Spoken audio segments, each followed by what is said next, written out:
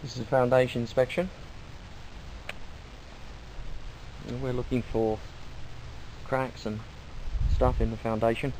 Now, foundations is part of the world, they all move because the soils expand and contract with the seasons. The level of humidity, moisture in the soil causes it. And what we're looking for is the results of that movement can be cracks. It's rare, but it can be. So part of the process is to first look at the foundation itself.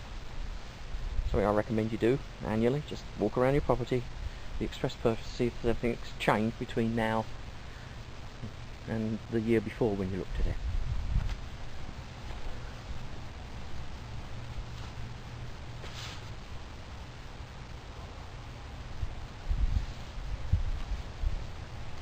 Now we're at the front elevation, just a small point but important. You can see here we've got high levels of soil coming up and getting close to the brickwork, and that can allow water to get into the bricks. Bricks are porous.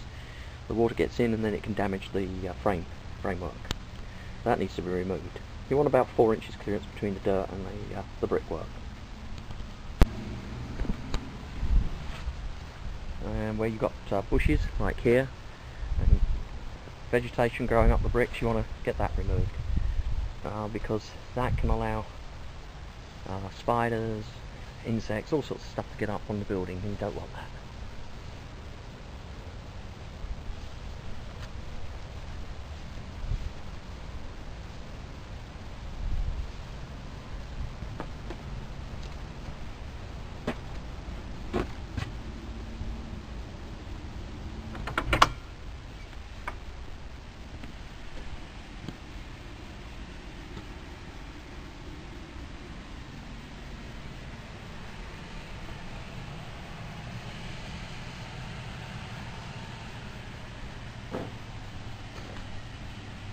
We're now going to the rear elevation of the property. So far, no problem with the foundation itself. Looking good. Now, this vegetation that's on the wall here really must be cut back. You don't want to leave that there. It's going to allow rats, other type of vermin to get access to the property easily. You want to cut that back.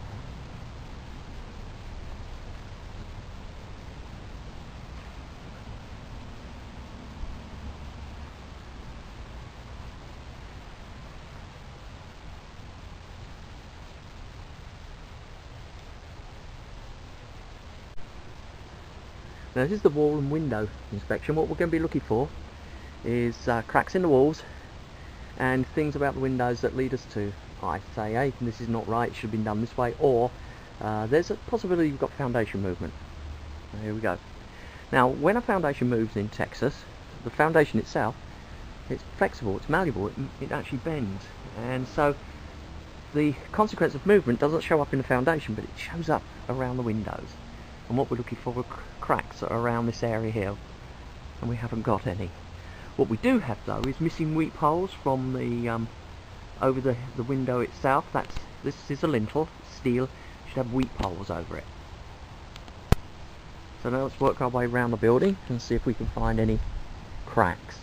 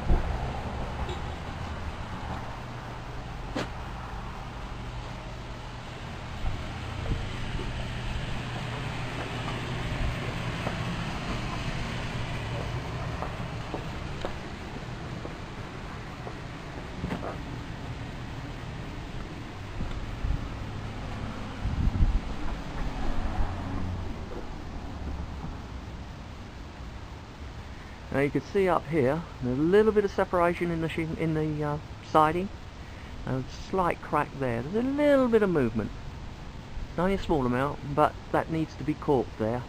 That will stop water penetrating.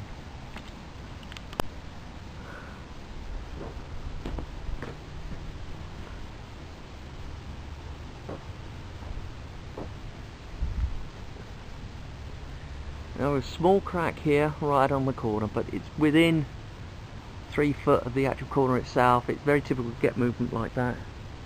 It's purely cosmetic. Although having said that, you should watch it. You know, if it starts to move more, you need to perhaps have it looked at. Now at the front elevation, a little bit of separation here. So there's a little bit of settlement in the building, only a small amount. And as I say, it shows itself up with these little telltale cracks.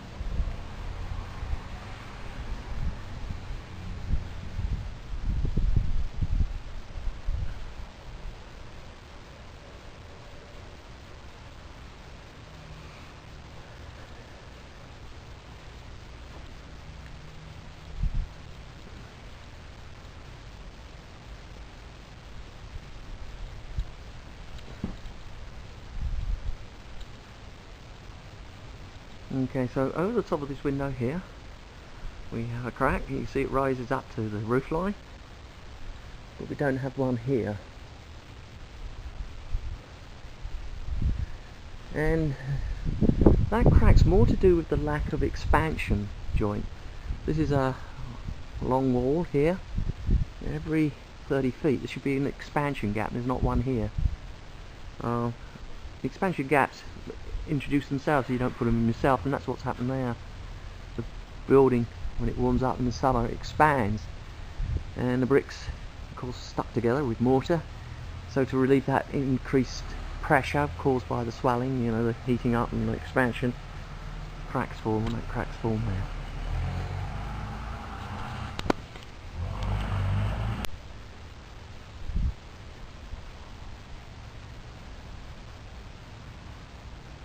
Okay, so on the day of the inspection, windows were missing their weep holes, and expansion gaps were missing from the left and the right elevation.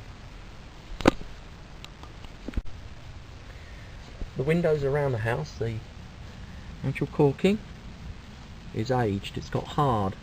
You see these little cracks here? These cracks running down here, they can allow moisture in and out of the building. So I recommend that all the windows are recaulked around the house.